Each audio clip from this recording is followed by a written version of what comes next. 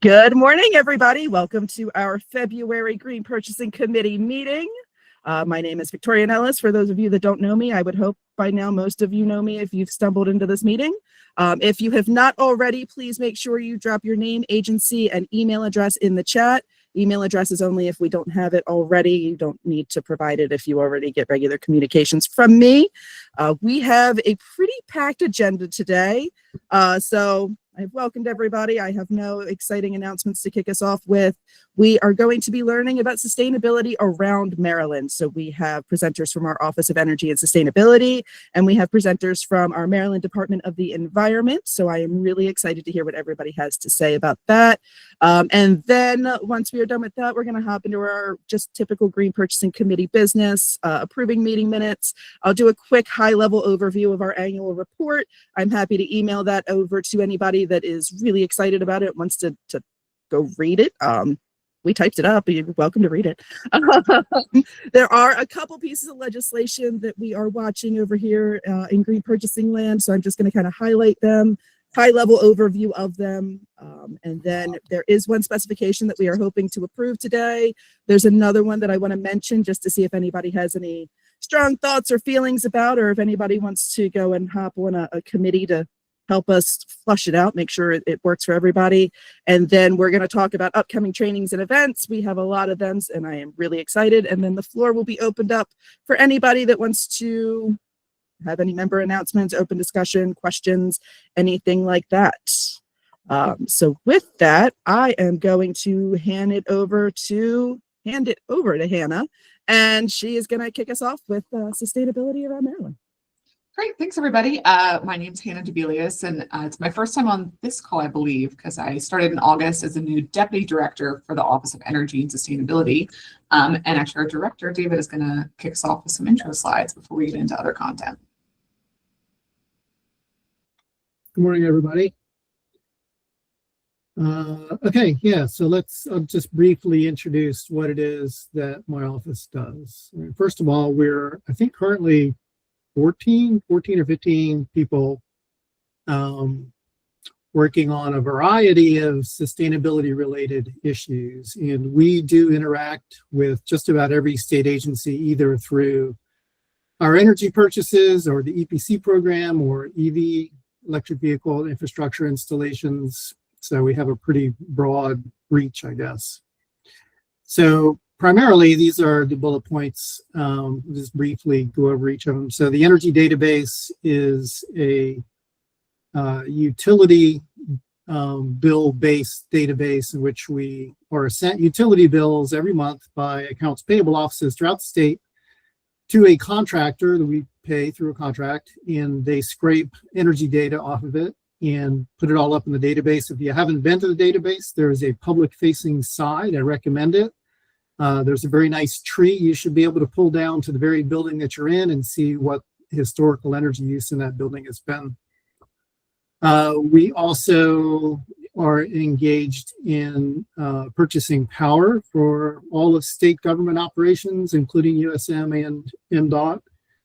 We work with USM sort of in partnership on this, where USM purchases all the natural gas used in state government, and we purchase the electricity, including through 3 large power purchase agreements, 2 wind, 1 solar, where they're currently generating about 13 or 14% of the power used in our operations. We're also, due to a statute, Power Act that came out a couple years ago, we were involved in trying to procure offshore wind, and then of course the current federal administration put the brakes on that for us. And so we pivoted, and now last year we issued an invitation for bids for non-offshore wind renewable energy, and we're currently negotiating with a fairly large solar contractor from Western Maryland. Statewide EV infrastructure, yep, and we're going to talk a little bit more about that later in another slide, so I won't steal their thunder. And of course, you all. I am going to interrupt you to say we did get a correction in the chat, which is that it's not USM that procures that; it's University of Maryland College Park. Yes, thank you. Although we do work with all the campuses, not just University of Maryland College Park. and University of Maryland College Park holds the contract for that. Yeah, I just want to make that clarification, David. Thank you. Okay, you're welcome. So as you all know, the Green Purchasing Program, we also via an executive order perform energy audits every year for 2 million square feet, or a minimum of 2 million square feet of state facilities. And then we also have been involved in some, we'll call them kind of one-off energy efficiency projects, including retro commissioning of some of our courthouses, but also lighting upgrades has been, we've focused on that for the last 4 years. We're working this year on, I think we're going to reach our 50,000th LED fixture, where we're replacing fluorescent tube lighting with LED. And with these lights, are the upgrades are, they include dimming and motion control, daylight harvesting. So they're pretty good fixtures with significant energy savings. We also, since CSNA Climate Solutions Now Act was passed, and that included the Building Energy Performance Standards, the BEPS regulations, we've been working on decarbonization planning, and we report for BEPS for DGS. And lastly, we also have been involved in some pretty major submetering projects, in particular submetering campuses, for instance, the Annapolis Capitol Complex project. Okay. So briefly, where are we getting our, I guess, authority or our marching orders for what we do?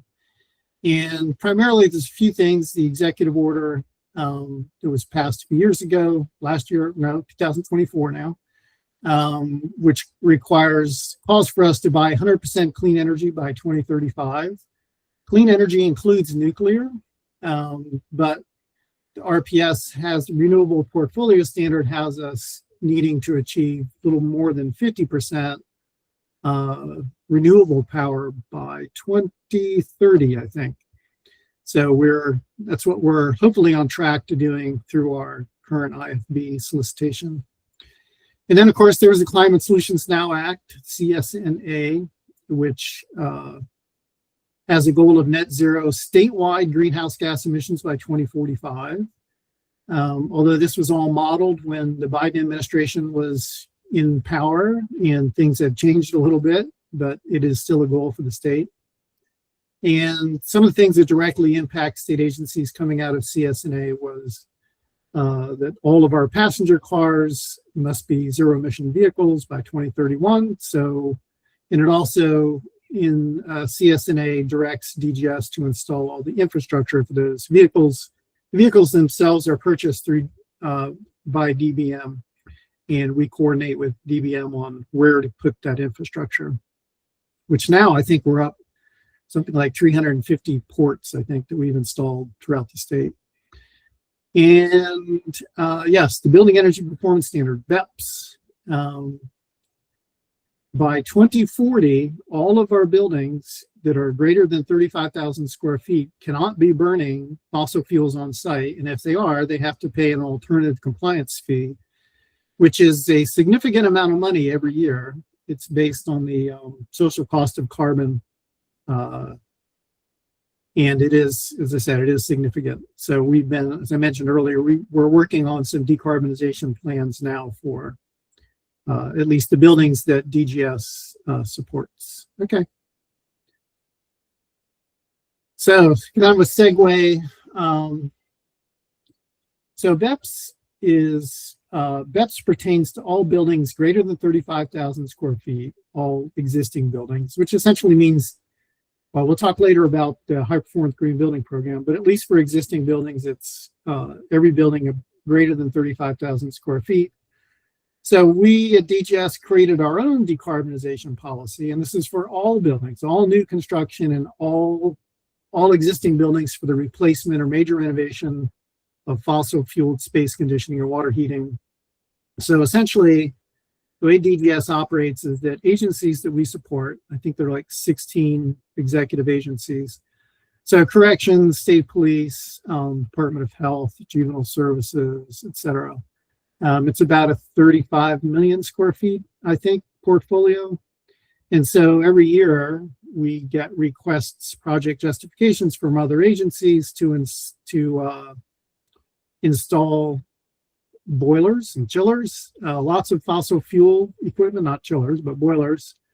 And we no longer are installing like for like. So we're not pulling out a fossil fuel burning piece of equipment and replacing it with another fossil fuel burning piece of equipment. We're now trying to go all electric in every project that we have that involves any kind of fossil fuel burning equipment. And this has been huge. There was a waiver process, and I think maybe half a dozen waivers have been requested. We may have granted, I know, one, potentially two. So this is very doable, both within the budget and certainly it's engineering is not a problem. It's feasible for most of our buildings. Okay, next slide. You're up. Great. And that, yeah, takes it for me. Thanks, David. So I'm going to be talking about many building policies and some updates that our team has been working on over the last year or so for that.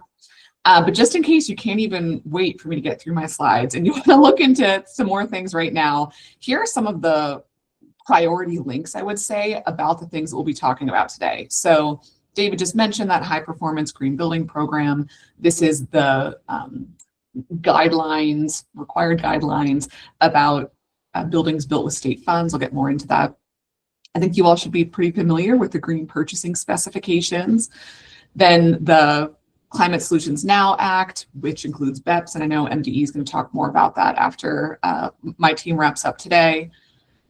The Energy Savings Executive Order, which drives a lot of our energy efficiency work across state buildings. And then also finally the environment article, which sets the 2045 zero greenhouse gas emissions goal, which drives a lot of the decarbonization efforts in addition to energy efficiency. Thanks for dropping those in the chat, Vicki. That's much better than go Google these because you're so excited. I want to talk a little bit about the Maryland Green Building Council. And I know on this call, we actually have some familiar faces that are also joined the council. It's a group of 10 agency representatives. DGS leads this. And then there's also a chair from the private sector, along with a couple of other private sector representatives that are all appointed by the governor. And the purpose of this group is to really drive the high performance green building program.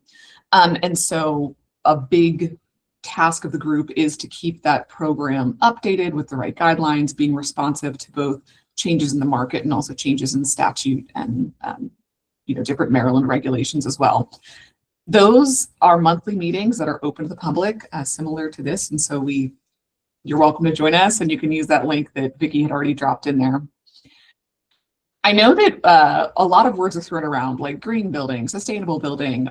High performance green building program is the one that we use here. And for Maryland's purposes, what that means is that it has to be a building that's equivalent to the silver rating, silver certification of LEED buildings. LEED stands for Leadership in Energy and Environmental Design. Likely you all have seen those circular plaques on lots of buildings. Silver is essentially the third from the top. It works the same way. Actually, second from the, let me think about this. It's the same way as the Olympics. And so we work with that. And LEED, which is a certification system that's driven by the U.S. Green Building Council, which is an environmental, or which is a buildings nonprofit.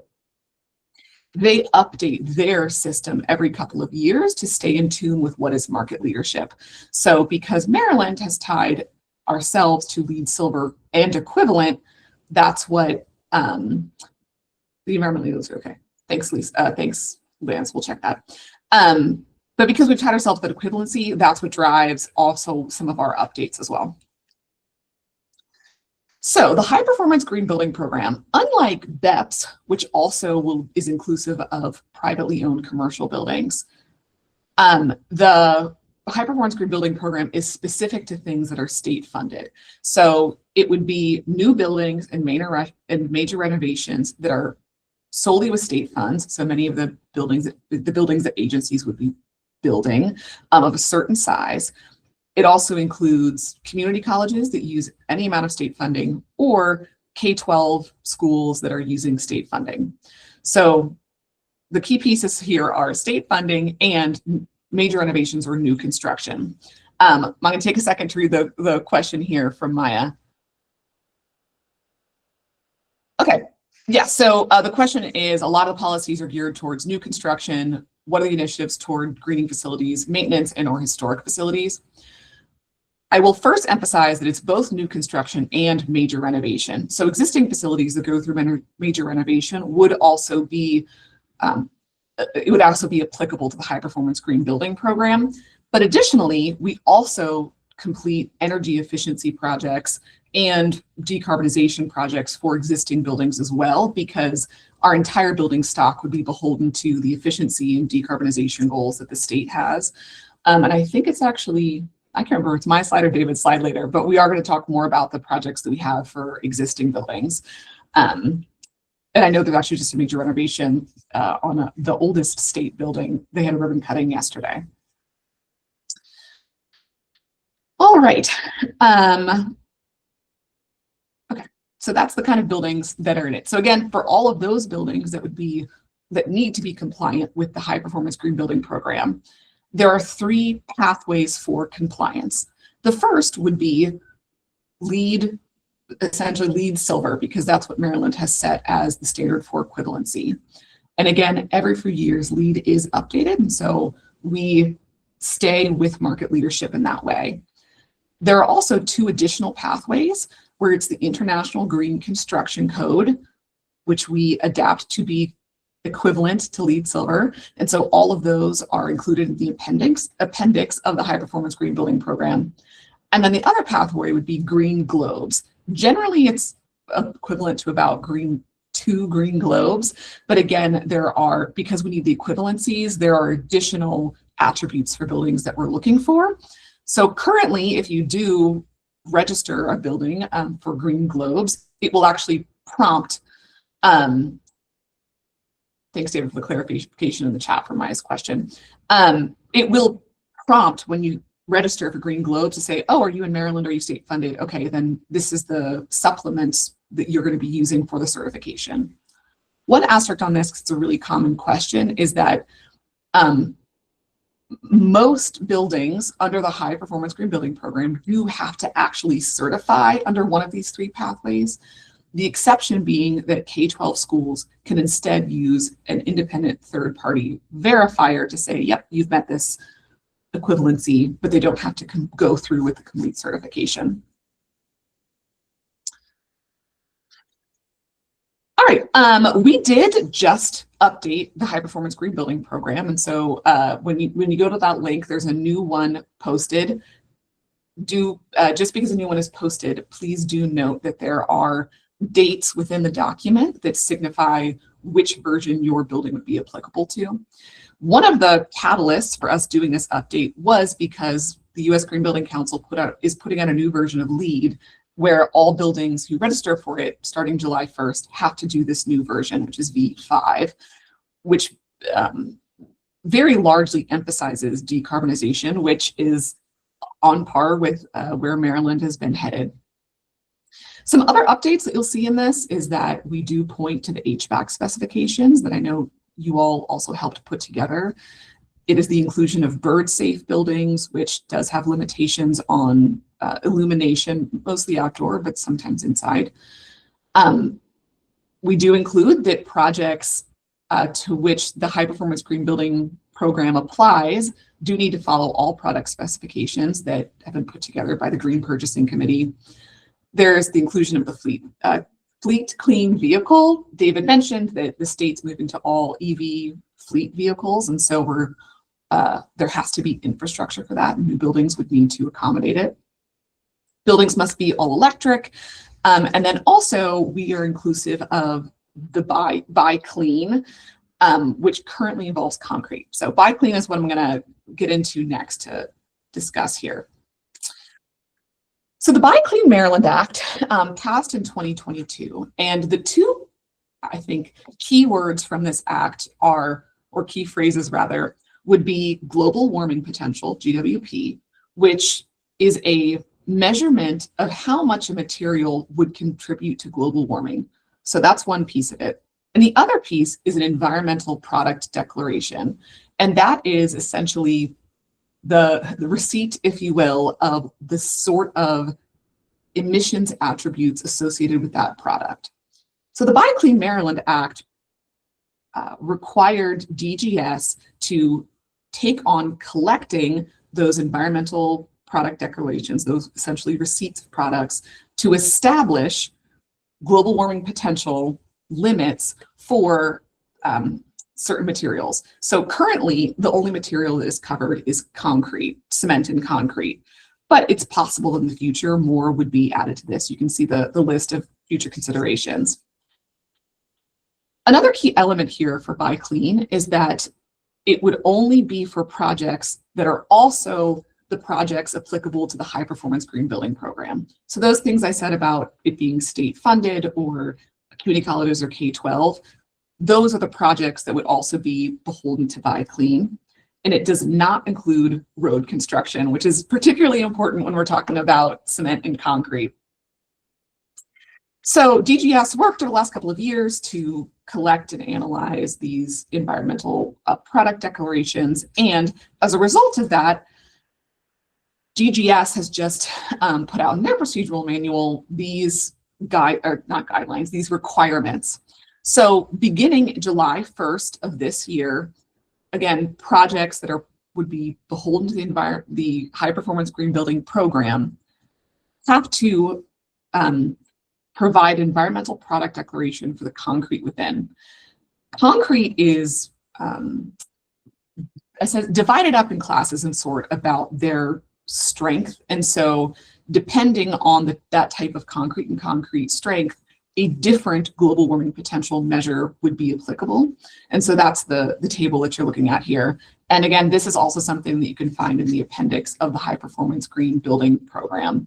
And we do anticipate more questions about this, especially as we get closer to that July 1st, I want to say deadline, but really it's a kickoff date there. David mentioned this a little bit, that we do a minimum of 2 million square feet of energy audits every year. And the purpose of this is for us to better understand our portfolio and also to better prioritize energy efficiency projects. So Maya, this certainly gets to your question you had earlier about what are we doing for the existing buildings or historic buildings that exist. This is part of that effort. We currently are doing this through using CEF funds from NMEA. And we work with the University of Maryland to complete these audits, which is also a nice workforce tie, I think, and also utilizing the resources across Maryland. We do two types of audits. One type is on-site, which is probably what you're picturing when you think of a building energy audit. People walk onto the building, they look at the HVAC systems, they collect data. But we also have a really innovative way to do virtual audits. So in that way, it's about data collection and analysis, looking at building systems, looking at the way the building is performing, and being able to do that analysis much more rapidly and in a much larger scale as compared to a traditional on-site audit. We do that through a tool that University of Maryland created for us called the Rapid Energy Auditor.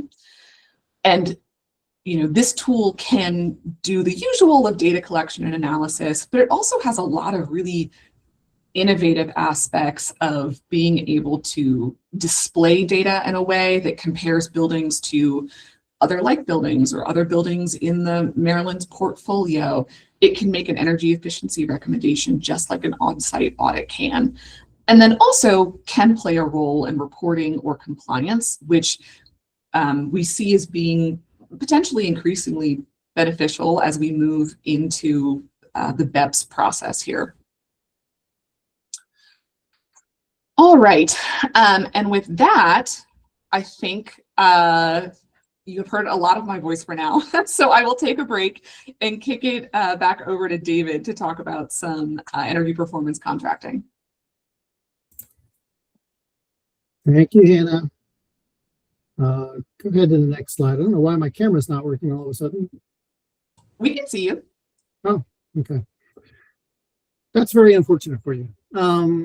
So BEPS compliance. So BEPS is huge, and there was a question earlier about addressing existing buildings. BEPS is all about existing buildings. It is about, in its buildings, not just state buildings, this is throughout the state. So all private sector buildings that are greater than 35,000 square feet also have to comply with BEPS. So when we saw that this regulation was issued by MDE, we decided to hire we pre-qualified 3 decarbonization consultants who are also available. They're on rotation for any state agency, nonprofit, or local government in the state to use. A couple of campuses actually are using them now. So for our own purposes, we hired this firm to look at 17.5 million square feet of DGS supported agencies. So it's 800 plus buildings, several campuses, several standalone buildings. We asked them to create a 15-year plan that included technical recommendations and budget forecasts throughout the time period. And we also had them, we're dividing this up into 3 5-year plans, essentially. The first plan does look out to 2040, but it really focuses on the first 5 years and focuses on 10 priority buildings chosen due to the age of their equipment. So their equipment's ready to be replaced anyway, and the greenhouse gas emissions are pretty high in these buildings. So those ended up rising to the top. So we're looking at those 10 buildings first. And then the last to be addressed will be the large campuses that have central plants on them. And as I said, the consultant developed incremental costs. So these buildings obviously are going to have some cost associated with them between now and 2040. They're going to have capital costs for replacing equipment. They're having operational costs for buying fuel or whatever. So we had the consultant look at what would be the incremental cost between now and 24 of electrifying those buildings. So my last bullet is total cost. That was going to be a question to the audience. This is who can get closest to the total cost. So if we're looking at 17.5 million square feet, looking out 15 years, looking at decarbonizing those buildings, does anyone want to take a guess on what that total cost would be? You can put it in the chat if you want. If you're shy, you just write it in the chat. I'll wait about 30 seconds here, and then we'll see who wins, if anyone's brave enough to guess. Oh, come on, somebody. Here we go. 50 billion. My goodness. 100 million? Well, we've got a pretty wide range there. 5 billion. Okay. 20 million. 350 million. Patricia, I think you're getting close. $1. Vicky, you are correct. It's going to cost us $1. No, the actual cost is 700, I think it's 700 and between 700 and 800 million dollars. Let's put it that way. There's a wide enough range in cost that I'd say that's a pretty good estimate. So between 700 million and 800 million dollars over the next 15 years to decarbonize 17.5 million square feet of our buildings. Now, this also includes, for instance, a campus, a prison facility in Hagerstown that burns currently 1.1 million gallons of fuel oil every year. It's our worst emitter of greenhouse gas emissions. So it includes some very large and very expensive projects in this $700+ million. And it sounds like a lot of money, but if you look at what the state spends on capital projects, putting up new facilities every year, and what the cost of even one of those buildings is, to me, it's just refocusing our priorities to decarbonizing rather than putting up new buildings. So I am not a policymaker, so this is just me speaking, but I'd like to see the state sort of refocus some of its budget away from putting up new buildings and into decarbonizing what we have. And then the costs become actually pretty affordable. Okay, and there are some, I want to say that there are also some energy saving costs or energy savings associated with that total cost. And I think it was on the order of about I don't want to say it's $100 million a year. That's not right. Because I think it had like a 70-year payback for the energy savings, but they are there. There are some energy savings because we're also looking at reducing the energy use intensity, the EUI of each building, so the energy cost per square foot. So there are some cost savings associated with this as well. Okay, next slide, please. So energy performance contracting. This is, DGS has been doing this since the mid-90s. These are projects in which the cost of the project is paid for over time through guaranteed annual energy and operational savings. These projects for state agencies, typically the money comes from a lease that's taken out by state treasury office. These projects are typically budget neutral, and it is a way to pay for deferred maintenance on a building. If you're looking at large capital improvements, there's always the potential of engaging in an EPC. Currently, there are 19 projects ongoing. As you can see, 80,000 metric tons of CO2 abated and $19 million of energy have been saved. So this is really the 800-pound gorilla for us. This is what saves the most amount of energy, abates the most amount of carbon of these projects.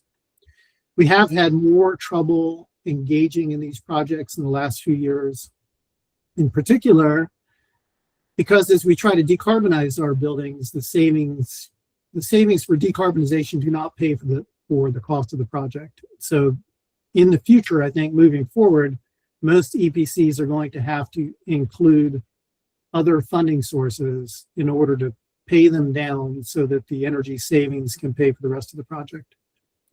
Okay, Hannah.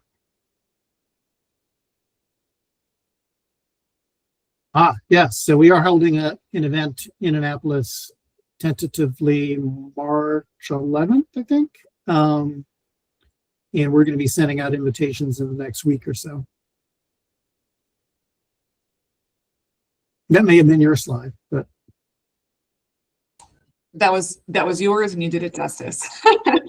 All right, great. And now I'm also going to invite Adam Van Gorder from our team. He's going to talk a little bit about renewable energy strategy. And I will say, Vicki has given me a heads up that this might be one where people have questions about it. So if you do have questions, feel free to drop them in the chat and we will address as many as we have time for, or you can always follow up with us. Yeah, thank you, Hannah. So yeah, I'm in the energy office at DGS with Hannah and David, and I just wanted to talk a little bit about how we purchase electricity on behalf of the state. So as the slide says, we purchase over $200 million annually in energy on behalf of 58 state of Maryland agencies and the University System of Maryland. And we're committed to that long-term goal of 100% clean energy. And I can explain a little more about how renewable energy factors into the electric purchasing strategies we currently employ. How it gets affected is something called the Renewable Portfolio Standard, which is a law that requires, as David mentioned, a specific portion of the retail electricity that gets sold in the state to be coming from renewable sources. And how we make sure that our electricity is compliant with the Renewable Portfolio Standard differs between the three different purchasing strategies we employ. So the first of these purchasing strategies is something called a reverse auction. And we use that for medium-sized electric accounts. And what we do is we have electric suppliers compete in a reverse auction, and it's called a reverse auction because they're competing to bid the price down for electricity supply instead of like a regular auction where buyers are competing to make the price go up. And so they give us their electricity supply, and then that power that we purchase through the reverse auction is inherently RPS compliant because the RPS is governing suppliers, electric suppliers, and making sure that they provide the proportion of renewable energy that's required in a given year. The latter two purchasing strategies go hand in hand in how we do our RPS compliance. So the second one, block and index reporting, is how we acquire wholesale electricity for the largest accounts that we manage. And we employ a risk management firm that advises us on purchasing strips of electricity in the future at an advantageous rate. And we hedge the amount of electricity that we are buying in these like future strips based off the expected demand that we have over the course of the time. And then we use the power that's generated from the third purchasing strategy, the PPAs, to ensure that the wholesale electricity that we purchase is RPS compliant. So as David mentioned, we have those three power purchase agreements, PPAs, one solar farm, 2 wind farms, and that power we purchase at a fixed rate that was negotiated when we signed the PPA for an extended period of time that's about like 20 years. And as also David mentioned, just again, to reiterate about offshore wind, the legislature did require DGS to solicit for offshore wind in 2023, and DGS did solicit, but because of the federal restrictions that have gone into place over the past year, we have not quite gotten to actually have a successful solicitation yet, but it is something that's on our mind and we're tracking. And with that, I'm happy to hand it back, I believe, to Anna. Yeah, some of you may know our colleague Corinne Sharp, who works with the electric vehicle program. A big aspect of our work here, again, is to help to support Maryland's transition to an electric vehicle fleet. And that involves a couple of things. One thing is that we do take on building and constructing fleet charging at in partnership with agencies across the state. We also then work with outside companies to provide, it's called an RFID card. It basically is an access card for electric vehicle charging at a commercially or publicly available facilities. We do that for our fleet drivers. And then also general support for electric vehicles across the state. I don't know if any of you are part of the EV ambassadors group of folks who drive EVs or otherwise promote them, but there is an education and outreach aspect to that work that promotes electric vehicles. It's really gotten me too, because I myself am considering an electric vehicle after getting more immersed in this work. So with that, thank you all so much. I don't see any questions currently in the chat, but you probably have about 10 more seconds as I finish the slide if you'd like to put one in the chat right now. Here are all of our emails. Please feel free to reach out with questions. We'd certainly rather people know about the energy sustainability work across the states, and so much of the success is based on partnerships and good relationships with other agencies. So we'd love to see that. And I see Josie, who is one of our partners and advocates across from MDE, dropped a relevant link in the chat as well. And with that, I think I will do the honors of turning it over to Sam, who is going to be talking about the BEPS update. And Sam, I think you have control as well, right? I believe so. Let me just make sure. Yep. Okay, there we go. Great. Well, yeah, thanks, Hannah. And thanks for being here today, everyone. Thanks for having us. And, thanks to DGS for coordinating this space, and happy to be here today to talk about building energy performance standards, or BEPS, which has been, talked about previously on this webinar so far. And, DGS is, a great coordinator for the state's efforts for BEPS. And so I'm just going to go through about a 10-minute overview about the program, its requirements, the scope of it, and kind of where we are now, where we're going. So let's kick things off. And I guess just a introduction, I work on the building decarbonization team at MDE. Our program is responsible for promulgating programs and regulations that focus on decarbonizing the state's building sector. And so most notably right now is BEPS, but there's some other policies in the works. If you want to stay tuned, you can go to MDE's website to learn more. But today we're talking BEPS, and as David said earlier, so the Climate Solutions Now Act of 2022 set Maryland on a new path to reduce its climate pollution, and it actually set some of the most ambitious climate goals in the nation. So Maryland's really pushing the envelope. We are aiming to reduce greenhouse gas emissions from all sectors in the state by 60% by 2031. And as David said, net zero economy-wide by 2045. So very ambitious goals. There's a lot of work to be done across the state to achieve these. The building sector in Maryland is a very critical area for us to reduce emissions.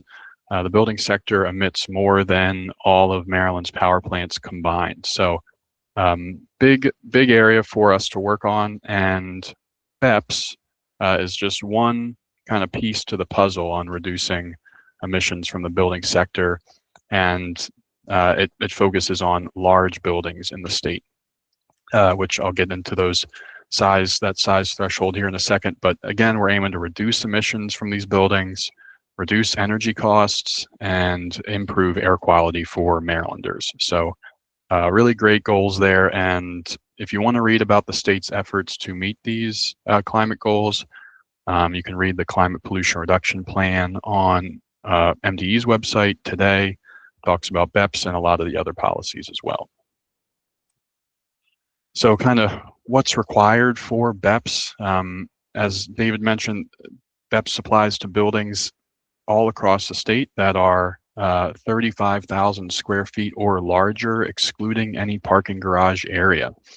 It is specifically commercial and multifamily buildings, but they're both privately and publicly owned. So this applies to state facilities as well. And these buildings that are over that threshold, we call covered buildings. They're covered by the program. So owners of these covered buildings, the state included, need to meet some requirements for this program. Specifically, as of last year, start annually submitting a benchmarking report to MDE. A benchmarking report is kind of a compilation of the building's energy usage for the previous calendar year. So that's the main requirement that's taking place right now for these large buildings. And then in addition to this reporting requirement, in 2030 and beyond, these large buildings need to start achieving certain performance standards. Currently, those performance standards looks like an emissions reduction, as that is, what the state's climate goals are aiming for. So, in lieu of achieving those emissions reductions, these facilities can pay for excess emissions over those standards, when they start in 2030 and beyond. And I'll just say before I get to where we are now, this, as David mentioned, this is a huge program. We model, there's over 9,000 buildings in the state. So this is a large effort for the state to take on, both public and private. And, we're here at MDE, DGS is here to, make this transition and make this effort as smooth as possible. So, feel free to reach out to us, reach out to DGS with questions on getting started or questions about, your involvement. So, and I'll drop contact information in the chat as well. But where are we with the program right now? So we finalized the program at the end of 2024. Last year was the first year of benchmarking. So we just wrapped up our first official year of the program. Thank you to, everyone who has, made an effort on, getting benchmarking submitted to us last year, submitting exemption forms. We really appreciate it. And, for all that, this first year was a big success. So we do appreciate everyone's effort. If you submitted benchmarking, if you, submitted an exemption form, we do have statuses on the BEPS portal. That's MDE's list of all the covered buildings in the state. You can search for your 2024 building status in the BEPS portal today. And if you're not sure what your status definitions mean, there is a user guide that goes in tandem with the BEPS portal. It's linked on the BEPS portal. That'll tell you what those definitions are. So if your building had to report data last year, you're going to want to see a data received status on the BEPS portal. That that basically means MDE is able to see the data, we're able to review it, and that's the most current status that we'd like to see for reported buildings. So look for that one on the BEPS portal if you're curious. And if you submitted an exemption form, all you need to do is wait for our compliance program's email, on that exemption determination. And just want to say, if you're just hearing about BEPS for the first time, that is okay. This is a huge program. There's a lot of stakeholders that are going to be part of this program. And so if you need more time to get your benchmarking in from last year or submit an exemption form, you can email our team at beps.mde@maryland.gov with a specific ID for your building, which is in the BEPS portal, and we can work on getting you additional time. So don't sweat it if you're just hearing about it. This is a really big program. So that's where we are now. Where are we going? Where are we looking to head to? So, we wrapped up this first year of the program, and here in 2026, building owners are going to need to submit their next round of benchmarking reports to MDE by this June 1. So, and those reports will include the calendar year 2025 energy use data for these large buildings. Additionally, this year has a critical requirement that is new to this year. It didn't happen last year, but the data that you submit to MDE this year has to be verified by a third party for accuracy. This is a critical year in the BEPS timeline. We're establishing buildings' baseline performance, so we really need this data that's submitted to us this year to be as accurate as possible. So this verification requirement is new for this year. I'm going to get into what that looks like here in a couple slides, and what's available for state and local entities as well as nonprofits to kind of assist with that process. So additionally, looking ahead, last year during the legislative session, a House bill made it through the session that established some new requirements and flexibilities for MDE and the BEPS program. So we're looking at implementing those flexibilities and considerations that were required from that House bill in the General Assembly.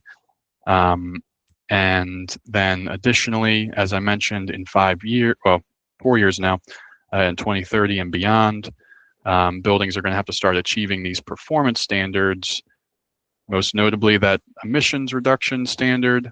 But in addition, we intend to adopt an energy efficiency performance standard next year that's called Site Energy Use Intensity, or EUI.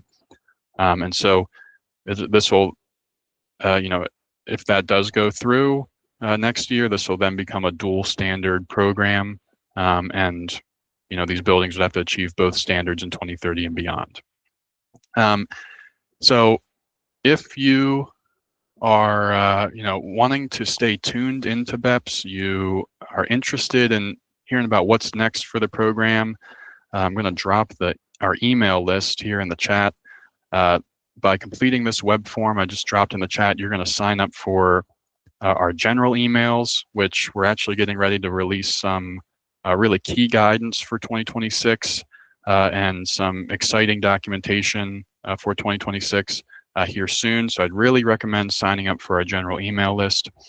And then specifically, we also are offering a few working groups currently, and I think most, kind of our flagship working groups at this time are the Stakeholder Advisory Working Group, which is really going to focus on long-term implementation of BEPS, and getting feedback from stakeholders on additional flexibilities, considerations, methodologies, those points I mentioned, implementing the House Bill 49, and then, as I mentioned, the methodologies for the performance standards in 2030 and beyond. So if you want to get into the technical nitty-gritty of the program and share some vital feedback to MDE, the Stakeholder Advisory Working Group is really key.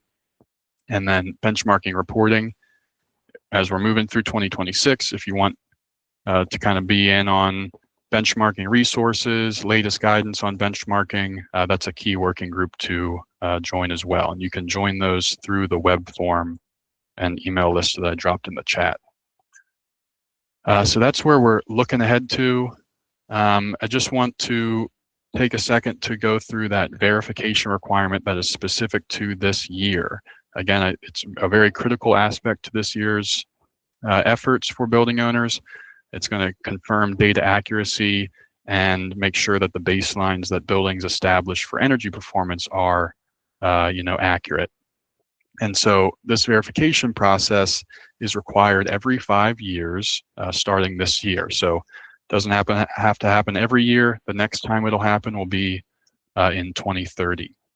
And so building owners need to seek a third party to verify the accuracy of their report, and that third party must meet certain credentials. And this is for all building owners, but a third party, if you're already using a third party to do the benchmarking for your building, that third party can also act as the verifier as long as they still hold one of the approved credentials that I'm going to get into here on the next slide. And so through actually the benchmarking and reporting working group, we brought to the group a list of credentials for verifiers and sought feedback on additional credentials that should be added or credentials that had already been proposed. And so on the screen, I have the list of approved credentials for verifiers for the program, being a professional engineer or PE, Building Performance Institute multifamily building analyst, licensed architect, a couple ASHRAE credentials, AEE, CEM, and CEA, energy management professional, and then a LEED accredited, specifically the operations and maintenance credential. So that's the list of verifier credentials. Again, your verifier will need to hold that or hold one of those. As DGS mentioned earlier, DGS has a contract to assist with decarbonization planning for state and local entities and nonprofits. And through this, vehicle, there's also assistance for third-party verification. And so I'm just going to drop DGS's decarbonization planning link in there, but I'd really recommend that for state, local entities, and nonprofits that are going through this third-party verification process. So I think with that, I'm going to close out here. So, if you need to learn more, or again, if you're just hearing about the program, that's A-okay. This is a long program, so we've got plenty of time. If you need more resources on BEPS, I don't know if these slides will be distributed, but all these graphics and things are clickable on the screen. Benchmarking guide is frequently asked questions. We've got YouTube videos to help with understanding the program. And then kind of our sister agency, Maryland Energy Administration, or MEA, has a really great resource called the Clean Buildings Hub. It's kind of a one-stop shop for incentives, resources, technical assistance for greening your buildings, cleaning buildings, and decarbonization across the state, not just for BEPS buildings, but for all buildings. So, Vicki just mentioned that the slides are going to go out. So yeah, all these buttons are clickable. So I'd really recommend, at the very least, get on our email list for BEPS and get on the Clean Buildings Hub email list for the latest incentives, resources, and technical assistance. And so thank you all. Thanks for having us, and happy to take any questions. And hope you can reach out to us. I'll get some contact information in the chat as well. And I think at this point, it's me. Shannon's up next. I'll pass it Yes. back. But before we go on, Oh. I think there's some questions. I was gonna say David Hollins has his hand up. Go ahead, Hey, Dave. Sam, how you doing? Doing well, David. How are you doing? I'm good, thank you. And my camera's not working, so I apologize. There it goes. Two quick questions, and they're more technical than anything else. In Portfolio Manager, if we're sharing, or when we share a campus, we removed UBID numbers from buildings within the campus that are now part of the campus, and shared the campus itself in Portfolio Manager. Do you need us to also share all of the buildings within that campus, or is just sharing the campus itself okay? I think there's kind of depending on the granularity in how you want to report. Like if you want to, see the individual performance of each building within the campus, you are able to break that out in the Portfolio Manager. If you're just wanting to report the campus itself, we only need you to report or to share that overarching campus. If everything is aggregated up into that campus profile, if it's broken out to any lower level and not aggregated, then we would just need those specific broken out parts shared as well. But yeah, no, there are some of our stuff, there's utilities that are linked to the individual buildings, but then they should aggregate to the main campus. And just I didn't want to have that confusion of having those types of buildings tied in. So and then my second question, and then I'll leave everyone alone. For buildings that are smaller than 35,000 square feet, but that have a shared utility, we are also reporting those because since they may have one or more shared utilities and their aggregated square footage is more than 35,000 square feet, we've submitted those through the UBID process and submit them as a single covered building. Do you know if there's any work towards amending or or adding additional information for those types of facilities that don't have an actual covered building on site, but are considered a covered building because of a shared utility? Gotcha. Yeah. So yeah, that's a good. Thanks for bringing that up for just anyone's reference on the call. There's, I mentioned there's, the program applies to buildings that are 35,000 square feet or larger, excluding any parking garage area.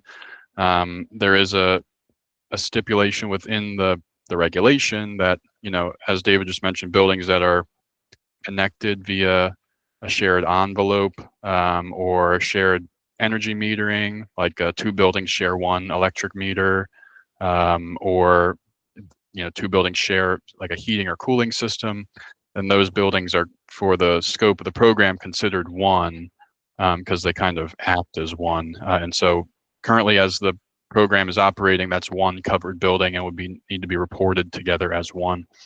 As far as that is how the program is currently operating, I can't really say if there's any specific guidance or amendments that are going to go any other way. I would just recommend that to hear the latest on any guidance changes, just get on our email list. That is where we will, and also, stay apprised of our website. That's where we'll release any kind of, guidance there, should anything change to kind of how we're enforcing, what buildings need to be part of the program.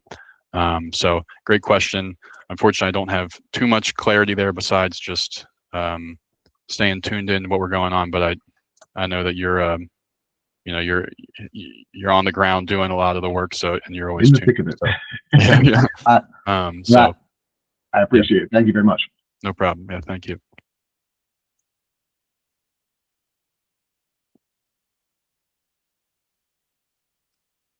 Any other questions or anything before I pass it along?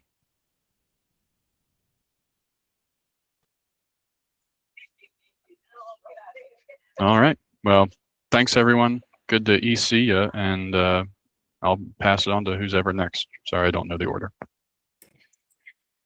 Thanks, Sam. So for those of you that are on this call, we've talked about extended producer responsibility before in some of the previous green purchasing calls, but one thing that keeps coming up is like, what is this? What is extended producer responsibility? And so it's one of the ways in which the materials that are managed in the state can be managed. And so I'm just going to give a brief overview of what is waste in the state, what is recycling in the state, and kind of where this ties into management of those materials and why it's important to procurement overall. So we have done waste assessments. One was done in 2016, one was done in 2024 throughout the state, and cumulatively, the percentages of materials that were found in municipal solid waste disposed are shown on the slide right here. And the difference, obviously, between the two are kind of highlighted here, whereas the bolded number on top is from the most recent study, and then the number below was from the 2016 study. As you can see, there isn't too much shifting or changes as far as percentage being disposed, except for in the C&D world, which would stand for construction and demolition, in case you were not aware. That has shifted and changes to quite significantly in municipal solid waste. The other category can encompass things like batteries and textiles and other types of materials. But what you do see in the more darker shade of yellow are organics, plastic, and paper. And those have been the policy focuses in most recent years on how to manage those materials throughout the state. Extended producer responsibility essentially puts a financial obligation onto the producers of the material itself. So what does that mean? If I'm a producer, I have to pay into the system somehow, whether it's to manage the material at the end of life or in the recycling side of things after collection, or on the front end when I maybe reduce the material that is actually being generated, or I change the design, or I pay into the system for someone else to manage it. So that's essentially what it shifts the burden on waste disposal from the individual consumer more to the producer. So that's essentially the context of it. There is a lot of environmental benefits to that when you source, reduce, or redesign. There are different structures of EPR. They're right here, but essentially there's a financial and economic, and then there's an operational physical. And so on the financial side, it can go both ways, right? Like you could pay into the system, you can pay to procure it, you can pay into the state, you can pay into various different infrastructure management. And that is why there's the economic piece and the physical piece, because when it comes to management of materials, you do have to pay for all the transportation and collection and where those materials eventually go. So how does it work? Very basic. You register for a program, you pay a fee, you implement some sort of collection and recycling, and then or reuse, and then you report your compliance. It seems very basic. It is not basic. The producers can range from brand owners, right? So you have your McDonald's being a brand, and you also have your manufacturer of that particular McDonald's cup. You have retailers selling under a private name. You have franchises like your Rita's. And so all of those together could be a producer, depending on how the law was passed that defined what the producer itself is. So I'm sure you've all seen the chasing arrows that would, in most people's mind, if they're born before a certain age, assumed meant this can be recycled. And it really referred to the resin identification code. And the intention behind some of these materials management strategies is to make this a little bit more easier to understand and less confusing. So these regulations that the states then would pass in support of a law on producer responsibility really standardize things like collection convenience, required content of materials that are post-consumer. We were talking earlier about the decarbonization with concrete, and where if there was a producer responsibility law associated with concrete, for example, it might require to have a certain percentage of pre-used concrete or other materials that could be used in lieu of concrete, such as like recycled pozzolan, which comes from glass, or pre-consumed fiberglass. So if there was a derelict boat or a wind turbine blade that was shredded, that could be integrated into that material and count as post-consumer materials. The reason between you have post-consumer or post-industrial is to indicate if there is potential contamination that came from it being put into someone's hands versus being manufactured. So sometimes there's post-industrial content, and that would be in the manufacturing process that comes from off-cut specs that never get into the hands of a consumer. The intention is also to standardize greenwashing terminology. So when someone sees the chasing arrows, that they understand actually what that might be, as opposed to just seeing them and assuming that they can put it in their curbside collection or a drop-off bin. It also establishes restrictions on what could be sold within the state, and also if there is a fee that's passed along to the consumer or not. Different plans have different requirements. So in paint care, there is a consumer fee that does help to support the system, whereas in the packaging and paper products law that was passed in Maryland, it is not allowed to have a pass through unless it is managed through a system. It provides a lot of uniformity in things that are considered recyclable or compostable or reusable. And it sets those targets that would require that for certain types of materials. So as I was saying, it seems very easy to implement a program like this. However, there is lots of different levers that are involved in producer responsibility programs. And because of all those different levers and definitions associated with them, that's what makes these very complex. And so this is quite literally just a laundry list of different levers that could be included in producer responsibility laws, and therefore that can make shifts and changes to the law's implementation, how it is funded, and what infrastructure may go along with it. And overall, this is just one strategy on how to manage materials. Again, it's one lever in the bag of levers. So there are things for state materials management. There can be reuse, there can be bans, there can be producer responsibility, and there can be also things, again, like the post-consumer resin or recycled content or post-industrial content requirements. This is not just for plastics or packaging or for paint or for your paper products. This can be things like batteries, electronic waste. We've seen some rise in vapes, solar panels. This is all about that end of life management, and not necessarily even end of life, but also bringing it back into the circular economy. And so this list keeps growing as far as how we can address different management tactics for materials management overall throughout the state. And that way, when we look bigger picture onto the circular economy, we can ensure that we have infrastructure in place, the cost of materials can be managed long-term, and that we are creating jobs and green economies throughout the state. And Vicki, I'm gonna let you talk about that procurement side. How did I know that was coming? So Shannon and I spend a lot of time talking about EPR programs because I admittedly, I'm still trying to wrap my head around how it fits into procurement and how it falls into green purchasing, right? So every time we talk about it, I keep kind of landing back when these are kind of the big pieces that procurement needs to understand, so that way they can make sure it's built into contracts appropriately. What products are included in this EPR? Shannon mentioned that, we've got plastics, we've got paper, we've got batteries. There are all kinds of different topics that, and different products that could be covered. Which product are we looking to cover so that way we can make sure it's built into the appropriate solicitations? What are there proper disposal methods that are associated with this program?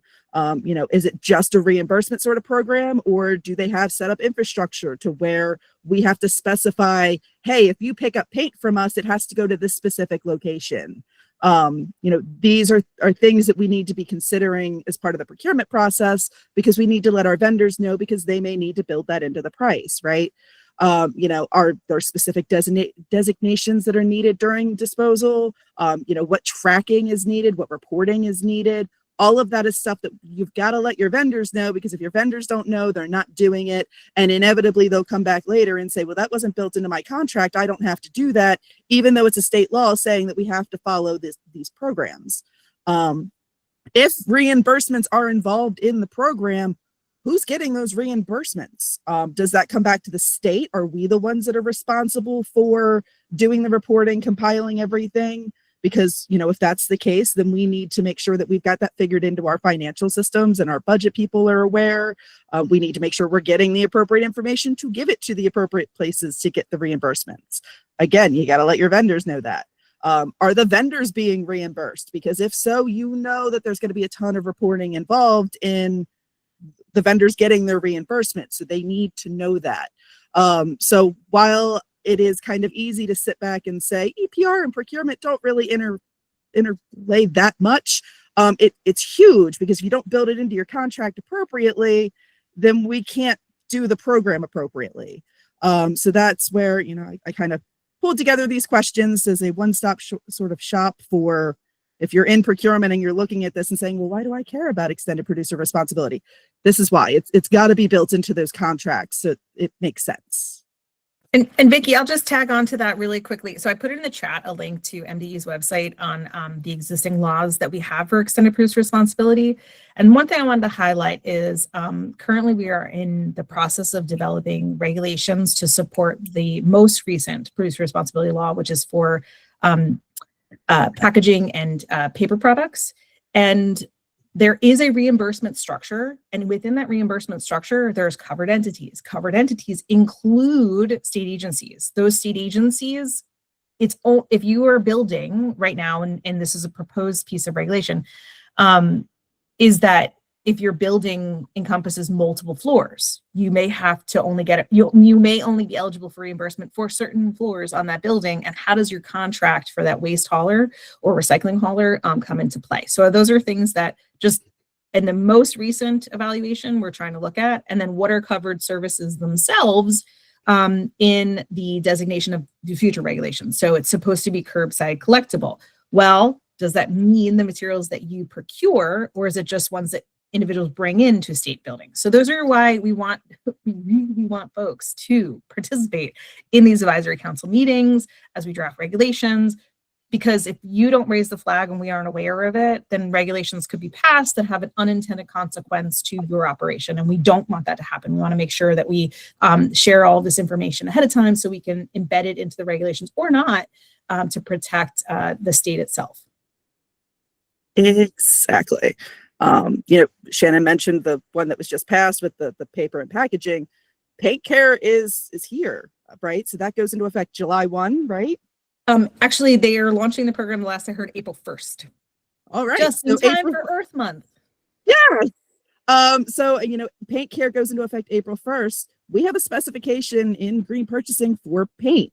So we're going to be updating that specification to include all of the appropriate paint care language. So when you use the green spec to make sure that you're getting the appropriate paint, you also have the appropriate language in there for how to comply with the paint care program in whatever way a state agency needs to comply with that program. So yeah, that's why anytime an EPR bill gets mentioned, it's something that we're watching at the Green Purchasing Committee level, because it impacts our specs. We do care about end of life when it comes to these products. You know, I went on a tangent for anybody that had the misfortune of sitting through CMPO earlier this week. I went on a whole little tangent about end of life and how there are a lot of times that I've seen where, you know, we get so excited about we need this thing, we're buying this thing, but then nobody thinks about how we're getting rid of that thing. So like I said, EPR is definitely pretty heavily related to procurement. I will jump off my soapbox now. If anybody has any questions for Shannon, feel free to raise your hand, put them in the chat. If not, I'm going to jump into GPC business. Going once, going twice. All right, Shannon, you are free. Thank you much to all of our presenters, Hannah, David, Adam, Sam, Shannon. You guys are fantastic. It's always fun to be able to learn about what everybody is doing around the state. So thank you for the suggestion of kind of pulling this together as a presentation for this meeting. If anybody has any questions for any of our presenters afterward, let's face it, inevitably you go to walk back to your desk later and you're like, oh, I forgot to ask this question. Email it over to me and I am happy to connect you to whichever presenter the question applies to. All right, jumping into our standard GPC business. First up, the approval of last quarter's meeting minutes. Do I have a motion to approve?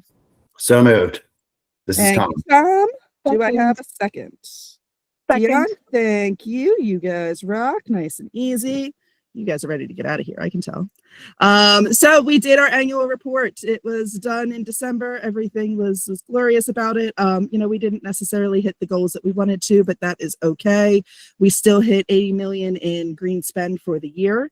So that is awesome. We're still looking to, see that number increase as we go, but, this is just kind of our quick snapshot of it. As you can see, our electronics and IT is still the big commodity for what we see green spend in. That is 45% of what our total spend is. So, when we talk about electronics and IT and we say that EPEAT is important, this is why, our electronics and IT is a huge part of what we're doing with green purchasing. We would love to see all of the other pieces of this pie continue to grow. Office supplies, janitorial supplies, hoping to really get into those construction materials this year. All of that is stuff that we are hoping to see grow. Oh, Shannon, don't have a hard question for me. You're muted. No, actually, I just wanted to point out on the electronics and IT products that there is a extended producer responsibility legislative bill right now. And the only reason I'm pointing that out is because if there are specific things that may impact procurement, you may want to highlight that to your specific agency or any of the stakeholders involved. It's like you were looking at my slides. I have that in my legislation thing. I'm sorry. I just saw Okay. the electronic thing and my brain went right to it. Yes. No, you know what? By default, like I said, anytime extended producer responsibility pops up in legislative session, I try to keep an eye on it because, like I said, I really want to make sure that we have those end of life requirements in our specs as they're applicable. And come on now, electronics and IT is almost 50% of our spend. But also the food service, the EPR for packaging will tie into that because there's a reuse and packaging. So again, take a consideration on the food service side of things to consider if it's because where it's defined in the law, it is the transmission of to serve the food, right? So it could include, because again, we're under a draft regulation right now, public comment period. So if you want to comment publicly or you want to just send us a message on the side, we're happy to receive those. But it does include things like reuse and recyclability or compostability of food serviceware that would be encompassed in regulation. That is good to know. I will be sending you a message offline about that because that is very much top of mind this week for all kinds of different reasons. So yes, look for and also anybody that's in University of Maryland systems. I do want to keep calling that piece out there. Sorry. Yes. All right. I'm sorry, what were you trying to call out to USM? Yeah. So Tom, we are under and I'm sorry, Vicki, for jumping in on this, but again, it goes back to the producer responsibility piece of things. So we are under draft we are currently in the public comment period for draft regulations associated with the producer responsibility law, packaging and paper products. And in the draft regulations, we do identify what are considered covered materials and covered entities and covered services. And with that in mind, because again, some of it's already defined in statute, but some of it we're just addressing in further consideration.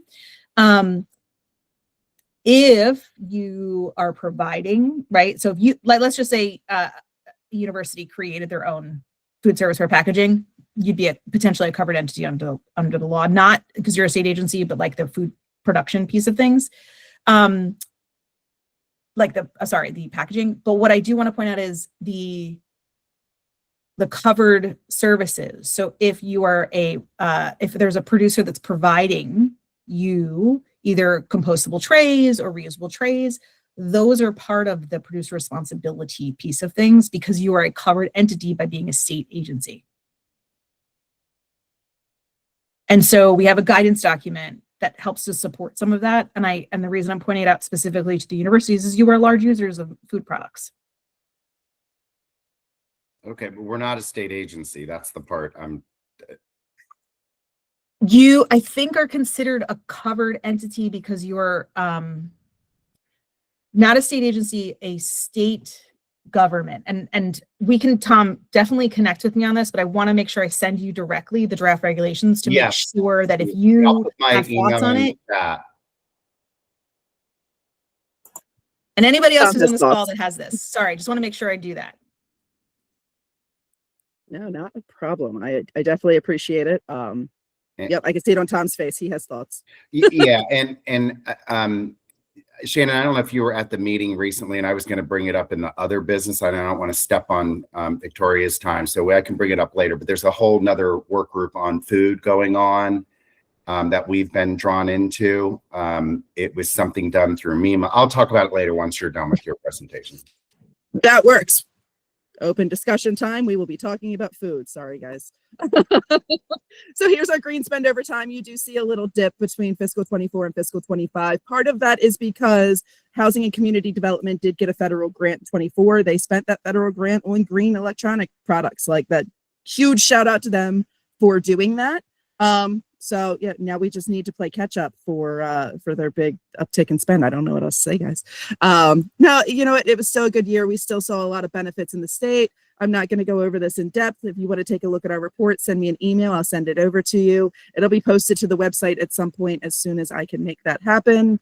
Just, you know, some more benefits. The big thing that I really like to highlight with the benefits is these are benefits tied to what we purchased in the state. Like this is actively tied to what things were bought at the state government level. And so that feels really impactful because these are things that, you know, we contributed to. So it's nice to see those benefits. You know, our key performance indicators, just to kind of show, you know, the increase, decrease, whatever between fiscal 24 and fiscal 25. We spent a lot of time doing training this year, and that's big because, you know, the more training we do, the more awareness we have for the program. The more awareness we have for the program, the more compliance we see with the program. So, you know, it's kind of a win-win all around. My big and favorite absolute huge win for fiscal 25 was that we saw a huge uptick in agencies that responded to reporting requests. You know, reporting requests are not a new thing. We've been doing it for quite some time. But, you know, a lot of agencies have kind of, you know, I don't want to say ignored it, but they haven't necessarily responded, or they didn't have any green spend to report or anything like that. So, you know, this year we went from 16 agencies in 24 to 43 agencies in 25. And that is just absolutely huge because it really does signal that, you know, we're getting the awareness, we're getting the compliance, and that is what it's all about for us, is just, you know, kind of making sure that we're staying compliant in what we're doing and really trying to achieve these goals that we have set for green purchasing. That is my spiel on that. Legislative update. I'm not going to go super in depth, but there are a few pieces of legislation that we are watching at the green purchasing level. One of them is House Bill 164. That is a repeat from, I think, last year. Well, yeah, I think it's a repeat from last year. Basically, you know, kind of looking to prohibit a person from disposing of yard waste in a single-use plastic container, requiring that the collection of the yard waste be discarded with, you know, yard waste or in a compostable bag, and then making sure that it's disposed of in a certain manner under certain circumstances. Something we're watching just to kind of see how it may impact our specs. Another one is the ban on gasoline-powered leaf blowers. You know, that's something that would impact our specs if we go through it. If this does pass, it's looking to prohibit the state from purchasing gasoline-powered leaf blowers beginning July 1st of this year. And then it would prohibit the state or any contractor employed by the state from using gasoline-powered leaf blowers starting January 1, 2031. I have no strong opinions one way or the other. I'm just letting you know that this is something that we are watching at the green purchasing level. Another thing that we are watching at the green purchasing level is Senate Bill 116. This would require climate and sustainability information on BPW agenda items. Again, no strong stance one way or the other. This is just something we're watching. But, you know, this is, like I said, something that we're keeping an eye on, because if it passes, we would definitely make sure that we have appropriate support for all of the agencies that would need to provide this information. The electronic extended producer responsibility bill that Shannon mentioned. This is one that we are keeping an eye on because this would impact, you know, the way we kind of look at specs, and it would definitely, I think, impact the way we look at electronics disposal in the state. So we are watching to see what happens with Senate Bill 655. There is a bill in Senate Bill 686 looking to phase out and require a registration for PFAS chemicals. This is, I went through and kind of looked at our specs. A lot of our specs already kind of include not having intentionally added PFAS in things, but it would impact our specs if this did pass. So again, something we're watching. And then on to specifications. The one specification we are looking to approve today is for outdoor furniture. It covers playground equipment, picnic tables, park benches. Basically, it just outlines, whatever prohibited products and chemicals cannot be in this, including intentionally added PFAS, oddly enough. And it sets minimum requirements for recycled content for these pieces of equipment. And then it also adds recommendations for certification of wood-based products and packaging and shipping recommendations.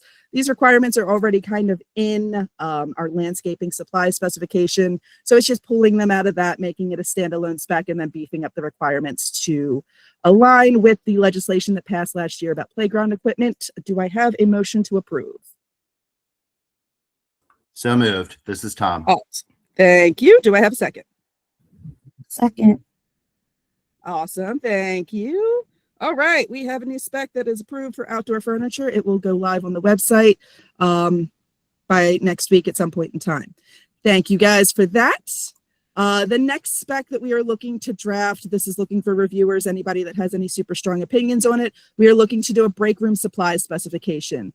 Now, this is going to seem kind of redundant with our food service supplies specification, but we are looking to basically make it an easy option for P card holders, essentially, that are going to be buying, break room supplies for different offices. We want one document that'll be easy for them to look at.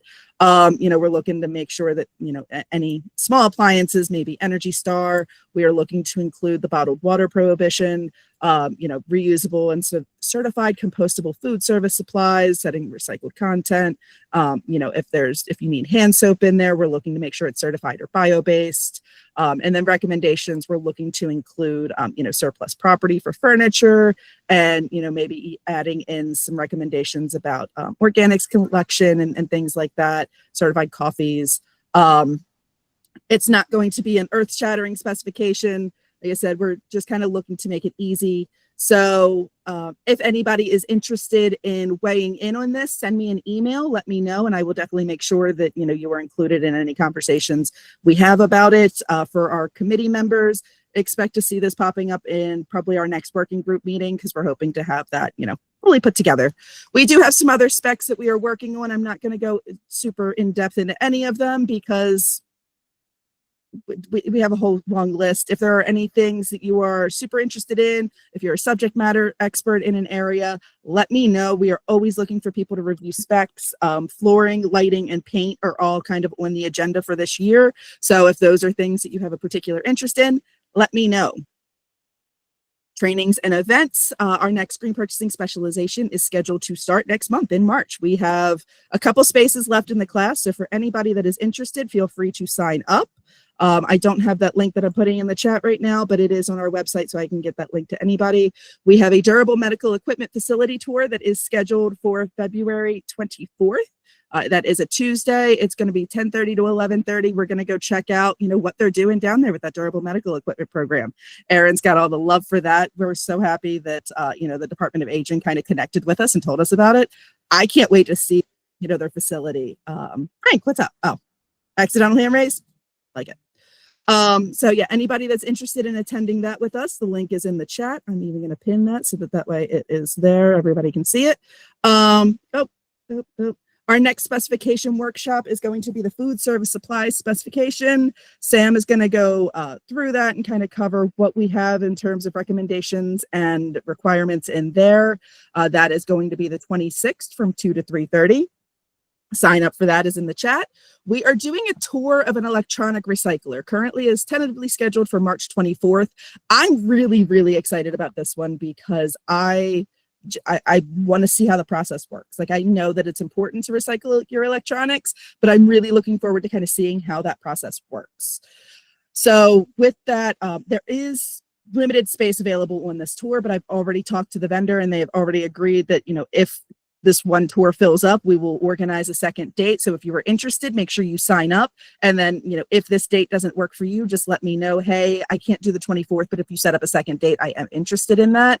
And then, we can kind of keep you on the list for if we fill up and we need another date. We have an Earth Day event. We are hosting our annual Earth Day event at State Center. That is going to be April 29th this year. Any agencies that are interested in participating, setting up a table and talking to state employees about what you're doing, feel free to fill out the link. If you were just interested in attending, we welcome everybody to come and hang out with us.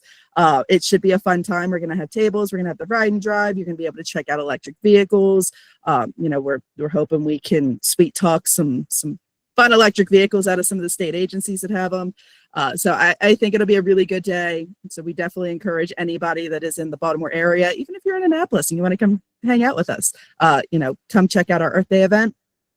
And then I know this tour feels really far out, but because we don't have another quarterly meeting until after this tour happens, I wanted to make sure it got on the list now. We are doing a tour of the veteran compost facility. So that's up in Aberdeen. We're going to be doing that May 6th, 10:30 to 11:30. We're going to be learning about, what they're doing with their composting operations up there, how they do the collection, their sorting, and all of that good stuff. Anybody that attended the PG County tour, we got a lot of really positive feedback from that. So we're excited to check out a different facility and kind of be able to compare what they're doing with what we know. And yeah, I think it'll be a really good time. So I have done a really fast crash course through everything that I had to provide. So I'm going to open it up and let Tom talk about the food group thing that we were on. And then anybody else that has any other agency updates, we can go from there. Tom ran away, didn't he?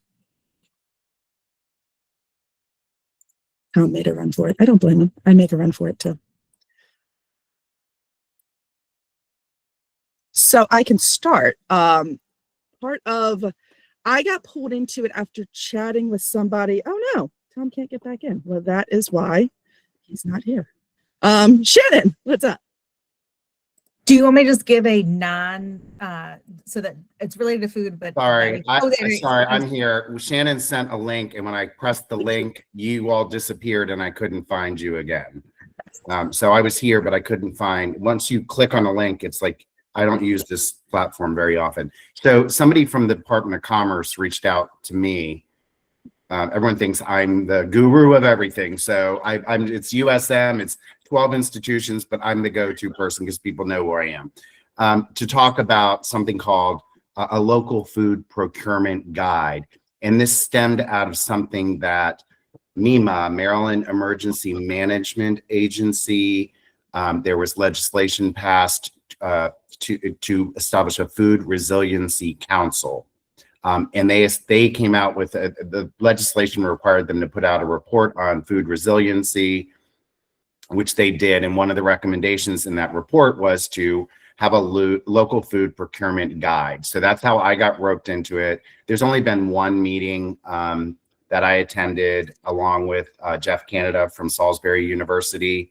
I'm trying to get someone from University of Maryland College Park to join this work group because again, I'm a little bit familiar with food services and food procurement from a system level perspective, but I am not procuring those things. And that's where the expertise is needed.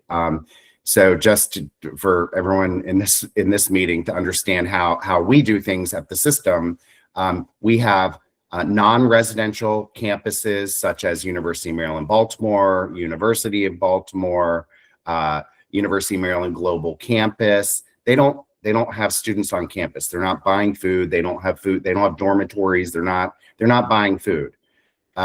We have the other institutions within the system. There are only two that directly procure food because they do that in-house with university staff. That's the University of Maryland College Park and Salisbury University, which is why I want those two universities involved.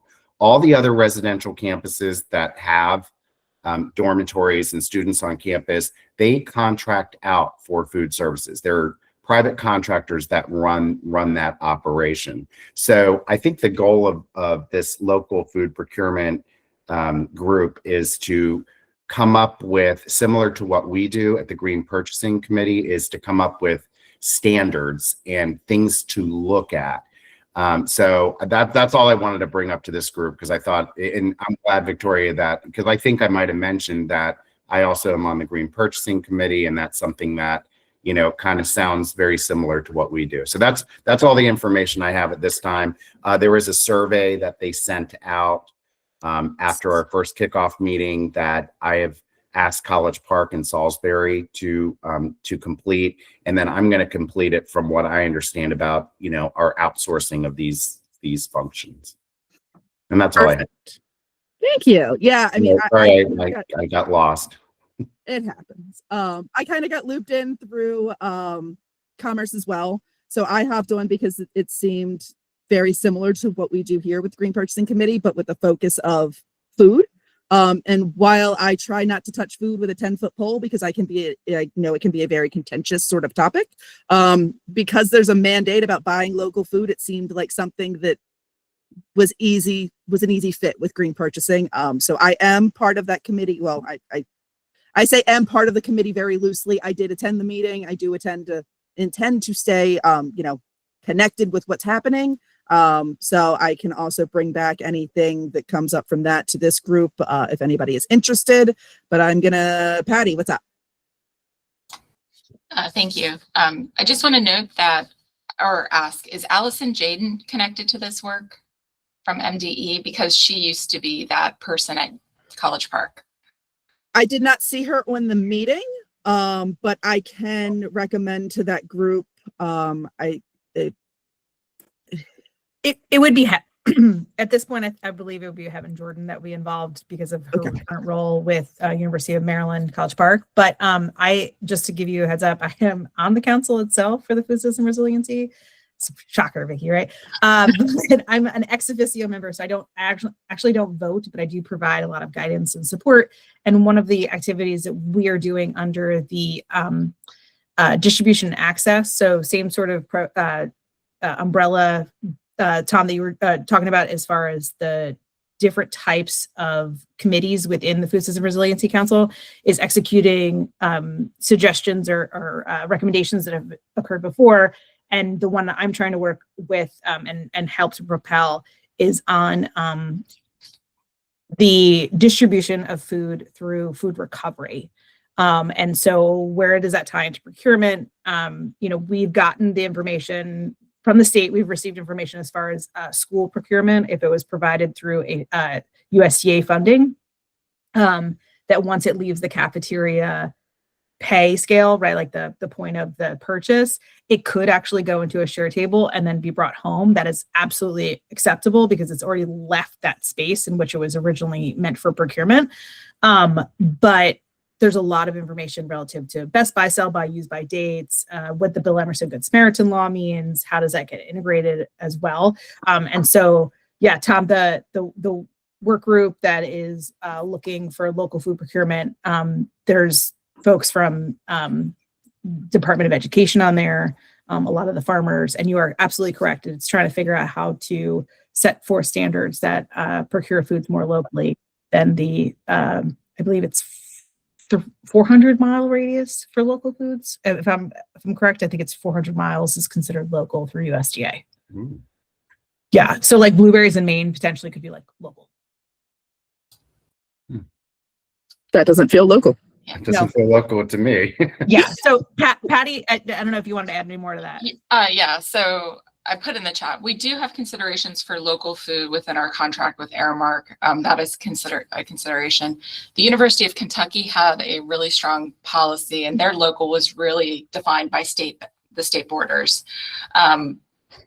Different entities, if you were to go to LEAD, I think it's 250. So we struggled with that a little bit because of how Maryland's size and what's available. So please keep me posted or let me know how I can stay connected to this work. It's very interesting. Thank you. Yeah, that's one of the things that Jeff Canada from Salisbury brought up is that, our academic year is, September through, May, and the growing season in our local area is the summertime. So their food services operations, Patty, correct me if I'm wrong, aren't happening during the summer. That's true, but there's also supporting alternative methods like hydroponics and using indoor facilities. I think, it's really about the scale and knowing how to use refrigeration or dehydration. And so, right. Thank you, Shannon. So I think there's different ways to tackle a problem, but I also know that experts understand the issues that we're going to be faced against. So, Patty, I would definitely recommend, because of the fact that you have that contractual consideration that through the university, that it would be great for you to provide that insight that you've experienced within that work group, only because that is something that they're tackling, is those different nuances across all state agencies, but also lots of procurement for local foods at the local government level as well. So setting those standards so that they can be incorporated. Yeah, Patty, if you want to email me, or I can email you this survey, and you can complete it on behalf of Towson, because I don't have anyone, again, it's just the two that I know that do it in-house that have a lot more direct knowledge of food procurement, whereas, you know, Towson, like you said, has a contractor doing this. So, you know, it might be part of the contract, but I think what this group is trying to get is like real strategies of how to purchase locally. And so I will forward the survey to you, and maybe you can work on that with your folks, with your vendor. Will do. I just want to note that it's not pretty. What is, you know, the struggle is real. So yeah, that's where the challenge I was outlining to at the kickoff meeting. It's like, we're not doing this directly. It's a vendor that's doing this. But even still, like their efforts, they were struggling. So I think they started working with a third party to help identify what resources were available in the state, so that they could work towards those goals. But I'm more than happy to do that. Thank you very much for the opportunity. I'll send it to you right now. Yeah, it's a very interesting topic for me, because like I said, the local food, it's a requirement in the state. So it's just a matter of how do we build it in to make sure that we're following that requirement. You know, when I got off of the meeting, I had emailed corrections to say, hey, is this something that you guys, you know, need to be involved in as well? Dion, I may be, you know, reaching out to you just to make sure that you don't have any opinion from the Department of Health side of things. I want to make sure that, you know, whatever guidance or advice I may offer this committee is consistent with what you guys can do. I don't want to go through and go stepping on any toes. Certainly. So yeah. Do I have any other updates from anybody else? We have open discussion. Shannon, you're not allowed to raise your hand anymore. No, I just actually, it's still on the subject of food, but it relates to procurement and all these contracts. So, and Patty reminded me because she came on. So we are looking to schedule the 5th food summit that MDE is putting together. We are still trying to figure out what the outline might be. But one of the things that we are most focused on this time is implementation strategies and lessons learned, so that we can actually move forward with some of these activities. And so in the coming months, I will be sending out information. Vicki, I hope that you will share it amongst the GPC folks, but if there is a person here who is interested, feel free to reach out to me anytime and give me your insights, because I am open for them. Awesome. I am excited. Hopefully I can attend this year. I wasn't able to attend the last one, and I was really disappointed because I was like, it feels really interesting and I want to learn more about it. So yeah, hopefully I'm able to attend. But yes, as soon as Shannon goes to send me any of that, I will forward it off to all of the designees. And you know, if you are not listed as one of our designees and you want to be included in that, reach out to either me or Shannon. I think Shannon's email address is somewhere in the chat. If not, you know, I'm pretty sure if you just Google Shannon McDonald MDE, her email address pops up in Google. Is like, here you go, contact her. I'm kidding. All right. If we have nothing else, this is the list of just, you know, our upcoming meetings. Working meeting in April. We've got our next quarterly meeting is in May, as I mentioned. That's why I told you guys about the veteran compost tour. And then we've got July and August as well. Thank you guys. I know this was a long meeting, but I really appreciate you hanging out with us. We had some really great presentations. If you are in the Google Sphere, once we close the meeting, the recording will be available to everybody. If you are not in the Google Sphere and you would like to see the recording, you would like the slides, if there's anything that you want that came out of this meeting, let me know. Just send me an email, say, hey, I need you to send me whatever. The recording does eventually get uploaded to YouTube, so I do have that link to share outside of Google Sphere.